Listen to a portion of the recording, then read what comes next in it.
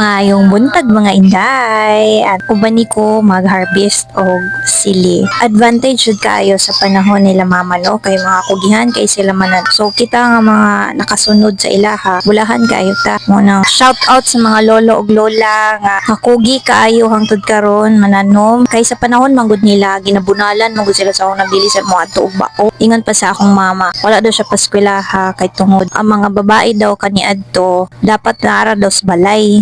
Dapat magkat-on og mga pangbalay nga mga trabahoon, mag-uma og uban pa dira. So kita sa generation nato, mga tapulan man kay ta. Morning, God bless na lang jud nato. Pero naman sa mga uban nga nakasuon pod sa mga kaniadto nga mga unsay tawag ana oy nature or culture or unsa ba. Basta mao na to. Og maora to kay basin maabot ang historya ning kalakiha. More power and God bless. Bye-bye mga inday!